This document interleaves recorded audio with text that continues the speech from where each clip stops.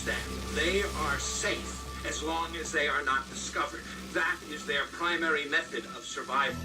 Keep us asleep, keep us selfish, keep us sedated.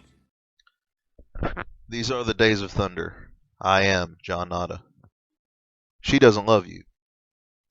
This is a topic I've heard quite a bit in the manosphere as of late, and I feel like I need to preface this talk with the following statement: that oftentimes in the community, when we talk about women, I think that the idea is that we mean every single woman on the planet, and of course that's not the case and couldn't be the case.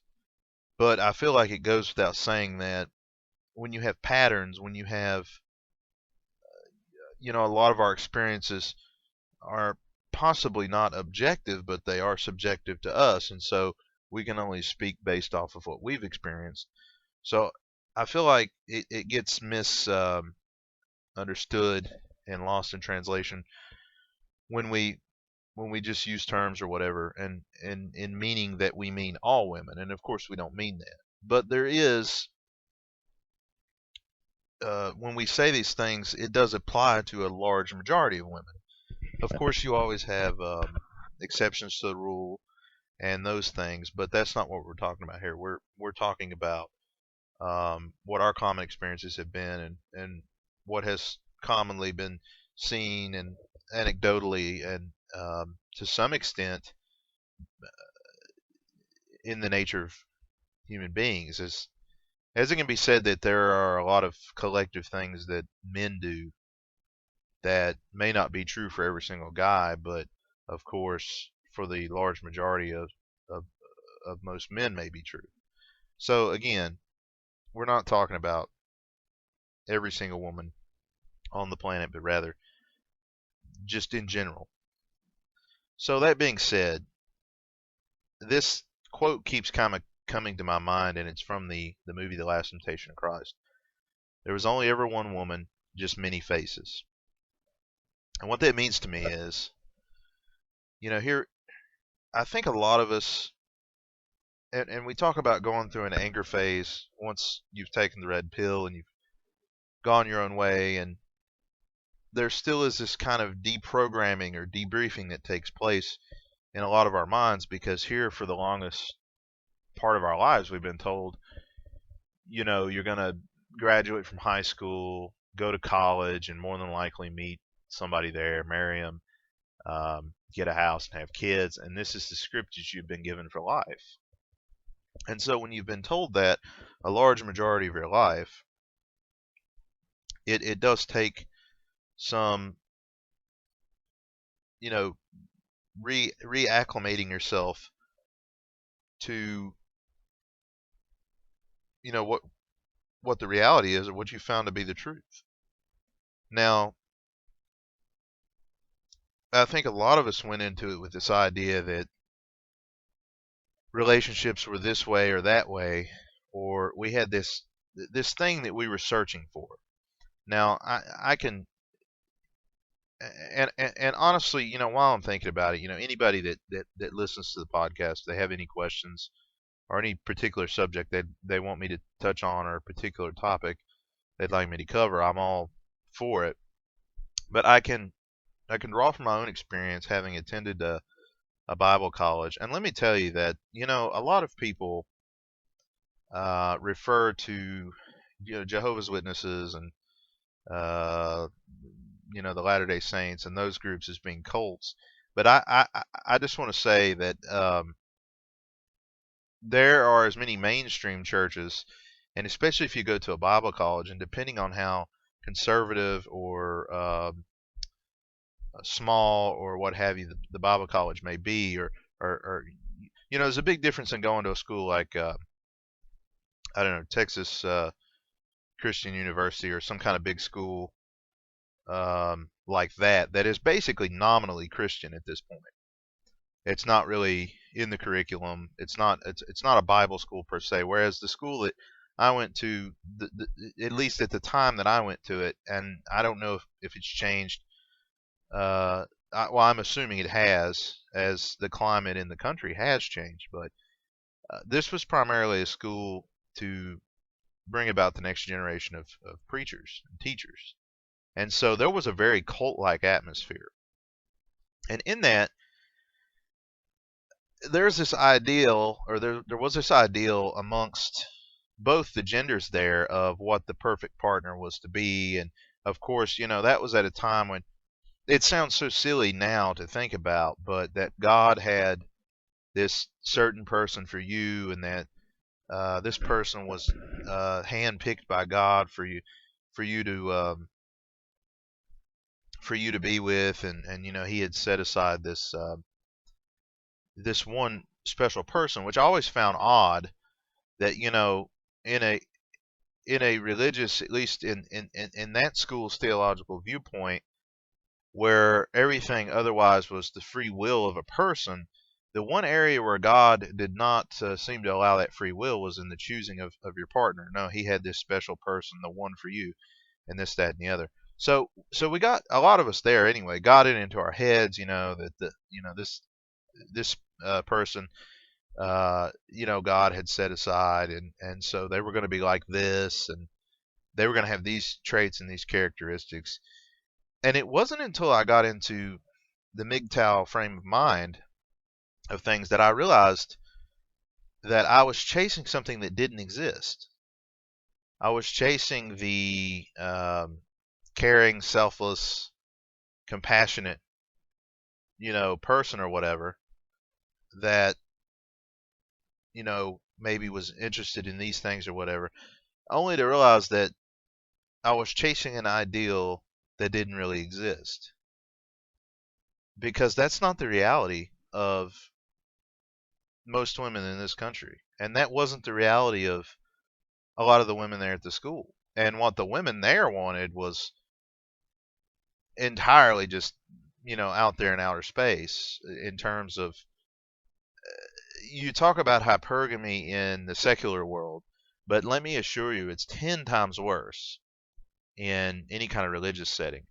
And I also had an opportunity. I've noticed this has come up quite a bit on the MGTOW Reddit forum, where a lot of there's been at least one or two people ask about Mormonism and the Latter-day Saints, which I have some experience with, because I too viewed it as a bastion of traditional family values, and really, honestly, possibly being one of the few places that you could find a decent woman who had,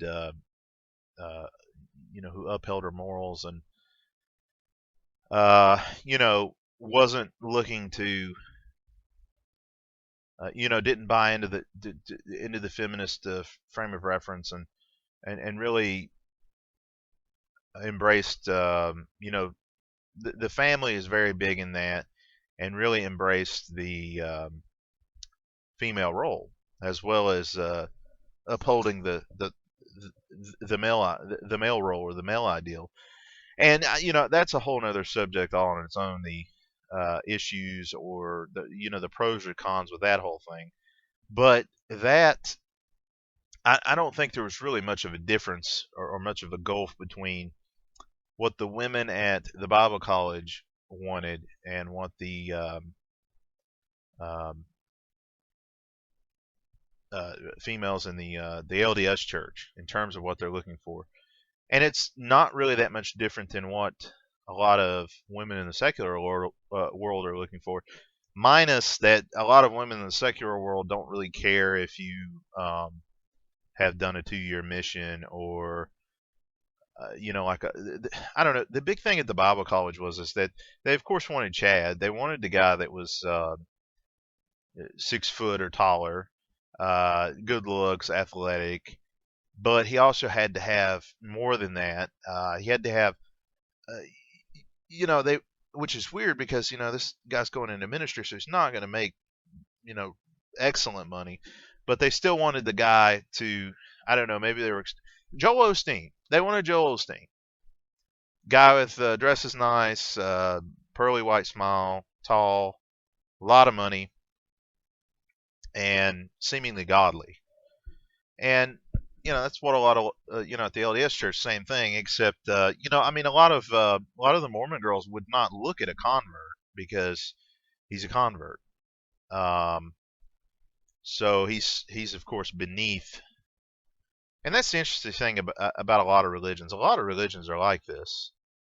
But the convert was beneath because he wasn't born in the church, so therefore he's probably got all this baggage and everything else, and so his pedigree's not good, you know. And of course the temple wedding's a big deal, and he's got to be able to get into the temple, and you know, the 2-year mission thing, that's a pretty big social status thing. And you know, if you're a young guy in the church or whatever and you don't go on a mission, that's kind of grounds for kind of being ostracized or whatever. But I say all that to say this, that they're not really looking at you as the person, wanting to find out about you, wanting to care about and be there for you, but it's more what you can do or what you are, what status or social status you bring to the table. And, you know, I had a lot of these starry-eyed ideas about, you know, what a relationship should be, and the kind of person that I would want to be with. And I can't help but think of this Manowar song called Blood Brothers, and the lyrics from that. Think of me wherever you are, when it seems like you're reaching the end. Call on me, know in your heart, on one you can always depend. I am thy friend. Though we're far away, the stars above are the same, and when you feel alone, there's one who shares your pain. A true friend has no price, there is none to pay. I remember you stood by me, I'm with you all the way. And that to me was what I was looking for and what I thought made a good relationship. Somebody that had your back, would ride into battle with you, so to speak. And I don't know how many times, like, you know, I had one girl, oh, I'll stick with you through thick and thin. And, you know, 3 or 4 weeks later, just out of nowhere, uh, no hints, just out of nowhere, just hot then cold. And not long after I'd got out of the military, I had been talking to this girl who had been married to a guy that had been in the Navy. And I mean, you know, that was like right at the beginning of the MGTOW, getting into MGTOW and all that. So that would have been about, I don't know, 2 or 3 years ago. So I mean, I wasn't real big on the single mother thing and the having been married previously, but I guess I was interested in seeing what the person had to say or what they were about. And come to find out, I mean, and this just, and again, this isn't all women, but this just proves that there is some truth to what's being said. And, you know, we got to talking, and this girl said, well, you know, we had a great family, and we had a nice place to live, and I really had no complaints. And it was at that point that she began looking for something wrong. And, I mean, she more or less admitted this. She thought, well, if I can do this good, I wonder how much better I can do. And then she ended up living at her dad's house with her kid, working 2 or 3 jobs. The husband didn't fare so well. He ended out on the streets. You know, here's a guy that's a veteran, and who, for doing nothing more than just not, I guess, being exciting anymore. And so here he was out on the streets for a period of time. I don't know what ended up. I think he ended up getting a job and maybe some stability, but that just told me a lot right there. And back then I knew it as the bigger, better deal. But now I know it's hypergamy. And it was just so true. And another example, you know, this girl that I had been in this relationship with her, and it had been kind of torrid and one of those hot, cold relationships, this, that, and the other. And she had been to visit and just really just treated me terribly. And then when it was time to get back on the plane and go back home and all that, I get this, you know, strange text of I love you and this, that, and the other. And I don't know, to me, I thought that was a pretty big deal, or a pretty big indication of something, you know, that people don't just say these things. Of course, that was probably at the height of the blue pill days right there. And so that was said, and so I thought, okay, well, maybe the relationship's going somewhere. Maybe we finally reached an even keel with things. And it was probably like, I don't know, maybe 2 or 3 weeks later that that she more or less dumped me we didn't actually break up till maybe a month after that, but it was more or less over. And to me, I just couldn't fathom it. How could you have such deep feelings for somebody and then all of a sudden it's just gone? And it's just that they don't look at it, to them, the concept of it's more of a utilitarian concept than it is any kind of real care for the personhood. Well, I've run over my allotted time here, guys. I can talk more about this in um, the next video. But as always, remember, the world's just a ride. You think it's real, but it's only a ride.